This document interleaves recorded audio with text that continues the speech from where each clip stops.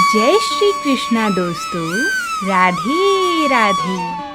आज हम इस वीडियो में अपने प्रभु को प्रसन्न करने के लिए सावन सोमवार की व्रत कथा सुनेंगे।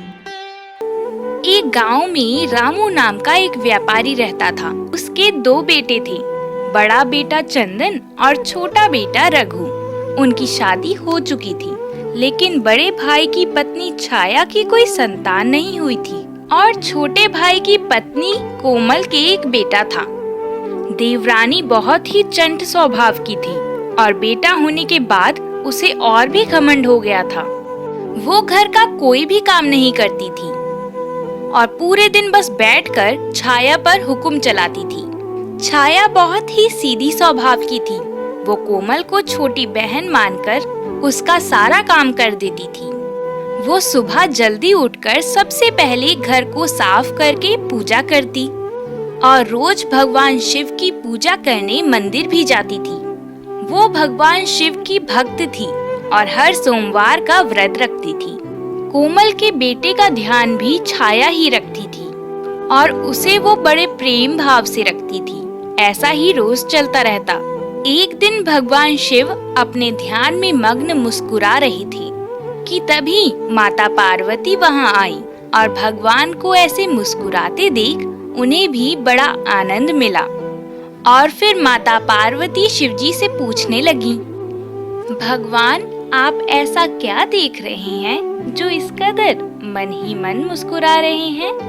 भगवान तभी अपनी आंखें खोलते हैं, लेकिन भगवान मुस्कुराने के साथ थोड़ा चिंतित भी थे। माता पार्वती उनसे पूछती हैं, भगवान आप प्रसन्न हैं या चिंतित? मुझे तो समझ नहीं आ रहा कि आपको किस चिंता ने इस कदर परेशान किया है कि आप मुस्कुरा भी रहे हैं और चिंतित भी हैं। फिर शिवजी बोले, देवी मनुष्य चाहे कितना ही भाग्यशाली क्यों ना हो, लेकिन वो अपने दुष्कर्मों से सब मिटा देता है। इसलिए कभी भी किसी चीज का घमंड नहीं करना चाहिए। एक कोमल नाम की नासमझ स्त्री को झूठा अभिमान हो रखा है। उस अभिमान के वश में आकर वो ये भूल गई है कि बुरे कर्मों का फल बुरा ही होता है। वो मेरी भक्त छाया को बहुत परेशान करती है, यहाँ तक कि अभिमान में चूर उसे अपने पुत्र की भी चिंता नहीं होती। माता पार्वती बोली, भगवान अगर आपकी भक्त इतनी परेशान है तो आप मुस्कुरा क्यों रहे हैं? देवी मैं मुस्कुरा ये सोच कर रहा हूँ कि जो मनुष्य अपने आप को सबसे ज्यादा समझदार समझने वाले हैं, वो इंसान कितनी बड़ी गलती करता रहता है और उसे इसका ध्यान भी नहीं होता। भगवान इतना कहकर फिर ध्यान में लीन हो जाते हैं और माता पार्वती भी छाया के घर का नजारा देखने लगती हैं। छाया दीदी, कहाँ हो? इतनी देर हो गई और आपने मुझे अभी तक चाय भी नहीं दी। आपको पता है ना, मैं जब तक चाय नहीं पीती मेरी नींद नहीं खुलती है। जल्दी चाय दो। ये लो कोमल तुम्हारी चाय। चाय का एक घूंट पीते ही उसने थूक दिया, इतनी गंदी चाय, आखिर तुम्हारा ध्यान कहाँ रहता है? सुबह सुबह सारा मूड खराब कर दिया। अब जाओ और मेरे लिए दूसरी चाय बना के लाओ। फिर छाया दूसरी चाय लेकर आती है। कोमल चाय पीकर बाहर आती है। छाया दीदी मेरे आज कुछ मेहमान आने वाले हैं, उनके लिए अच्छे से खाना बना लेना और कोई भी गलती नहीं होनी चाहिए। वहीं दूसरी तरफ छाया की तबीयत खराब हो रखी थी, इसलिए उसने कोमल से कहा, कोमल आज मेरी तबीयत कुछ ठीक नहीं लग रही है, खाना तुम बना लेना, नहीं तो तुम किसी और दिन उन्हें बुला लेना।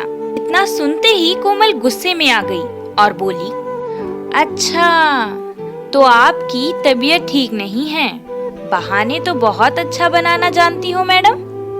शाम को दवाई ले लेना, अभी जल्दी जल्दी काम खत्म कर लो जब तक मेहमान आते हैं। कोमल का बेटा भी 7 साल का हो गया था।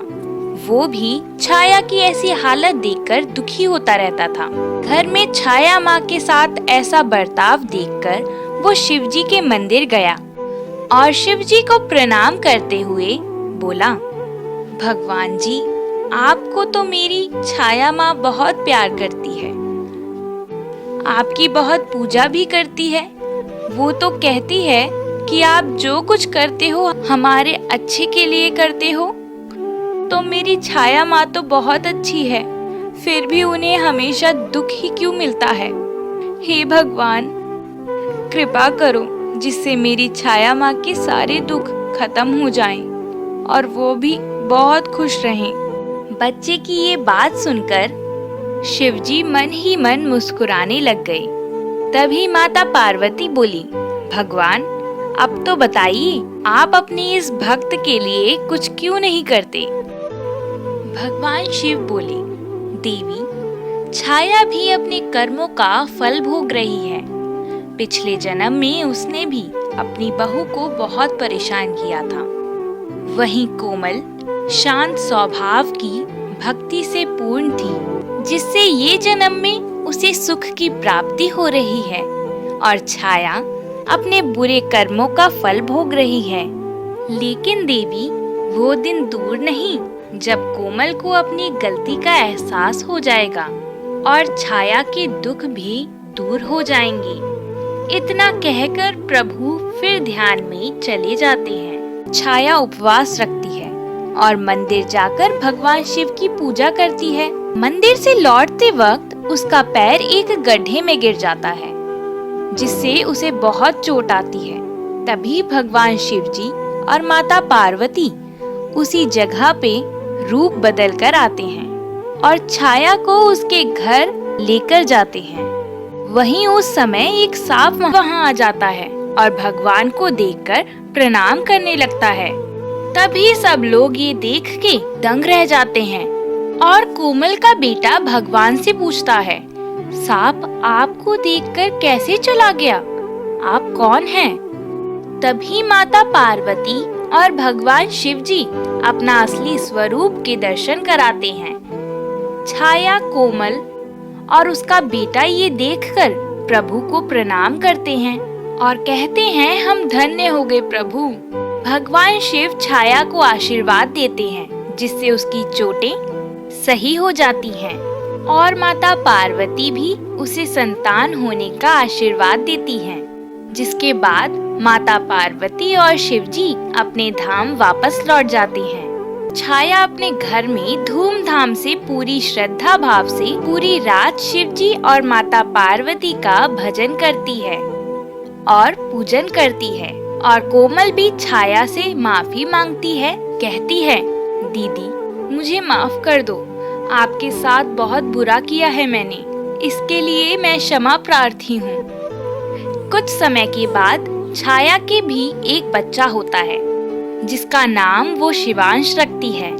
हे भगवान, जैसे आपने छाया पर कृपा करी, उसके गृहस्थ जीवन की सारी बाधा आपने टाल दी, उसी प्रकार हम सब पर भी आप ऐसी ही अपनी कृपा बनाए रखना। हर हर महादेव।